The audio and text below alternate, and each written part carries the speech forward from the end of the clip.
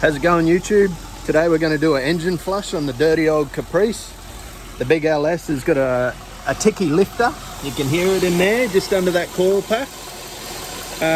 Going clock, clock, clock, clock, clock, clock, clock, clock, clock. Reviews about this stuff. Some say it gets rid of a bit of sludge and build up and carbon and stuff and puts it in places that you don't want it. Oil galleries, oil pumps, etc.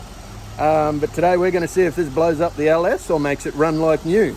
And the Zed's got a flat battery in my garage, so it's happening on the lawn.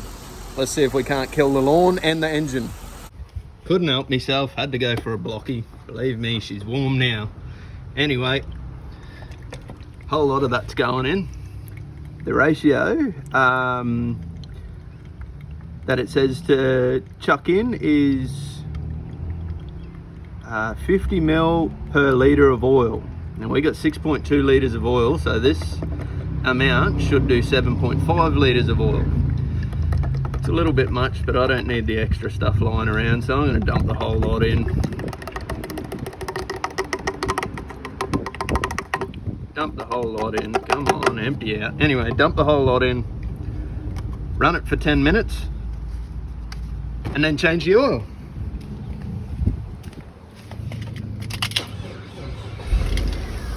Vroom. That's just enough time for a frothy and a snack.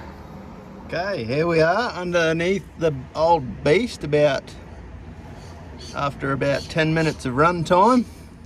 And it's still quite hot. It says to let it cool down, but I think that's just so you don't burn yourself. I'm gonna let this oil out while it's warm.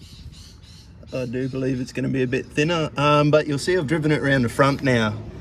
And I don't recommend doing that while you've got this stuff in the car, because it does thin your oil down a bit and you've probably got a lowered amount of oil pressure. Ow, that's a bit warm, but that's filthy, but it doesn't seem chunky. And I will say that there is definitely a lot of carbon in that. That should be way cleaner than just jet black. I will say that the engine was running a lot quieter when I drove it around. So let's get some new oil in it, new filter on it, and we'll see how the big girl sounds then. Bro, this thing is dodgy as.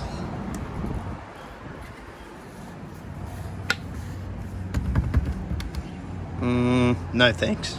Call me old fashioned, but I don't particularly need 7 litres of oil all over my driveway when this horrible looking thing busts off. Oh, how good is it when it starts to rain while you're trying to do an oil change in your driveway? Can't rate that highly enough. Let's have a look at what we got here. Now that's grass off my rag that I use to undo the filter. That is basically molasses, so that took a lot of sludge with it, so pretty happy with how that cleaned out. Let's put some fresh juice in it and see how she sounds. All right, fresh oil, fresh filter, had a bit of a clean out, and what can we hear now? Only injectors. A little ticking you can probably hear. Well, I can hear, I don't know if you can hear it, but that's injector noise. So if all we can hear is injector noise, that's worked perfectly. That's got rid of our lifter tick. It's about here, underneath that coil pack. Our little clop, clop, clop, clop, that was happening right there. And all we can hear at the front is injectors clicking and a little bit of exhaust noise, which is, you know, if I can hear that over any other noise with completely standard exhaust, we've done really well. Works well. So I've just got you set up looking at my dash right now. That's got the annoying service reminder that comes up. I'm going to show you how to get rid of that. Up and down arrows on the dash, and then flick the key on. These are the arrows I'm talking about over here. So what's it got now? Service reset. Sorry about the dash. It's a bit of a burnt out dash, and we just hold the set button in. Holding, and no items. There we go. Have we got rid of it? Turn the key off, and no more beep beep service reminder. There you go. Hope you learnt something today. So we're in the old girl now, and she's all done, and it's running nice and quiet. We've set out, we've achieved what we set out to do. We used a bit of engine flush. We got rid of a lifter noise.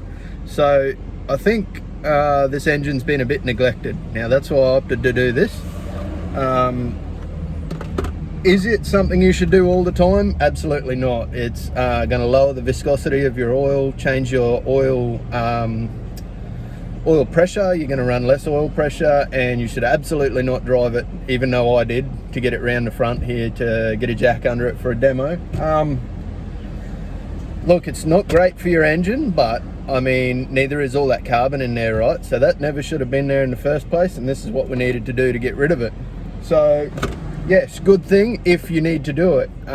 Also, good thing only if you don't have things like VTEC and variable valve timing. All those sorts of things sort of rely on little oil galleries and switching and stuff like that due to oil pressure, and if a bit of carbon comes off, goes through all of that stuff, can be bad. But the dirty old LS has sort of benefited from it. By all accounts, it's running nice now. I'm going to run it for a bit and sort of report back if anything goes wrong. And yeah, that's about it. Went well. The other thing you can do, look, shouldn't be telling you this. It's a bit of an old-fashioned trick. Cup of diesel in the oil and run that through. I've actually done it with my dirty old 5 litre that I didn't really care about, and it got rid of a lifter knock and lifter rattle, and it's probably still running now at like 400,000 Ks or something. So don't recommend that, but that's an option as well if you're on a low dollar budget. Let me know if anything bad's happened by doing that, but seen it happen. Seen sillier things work too. Catch you later.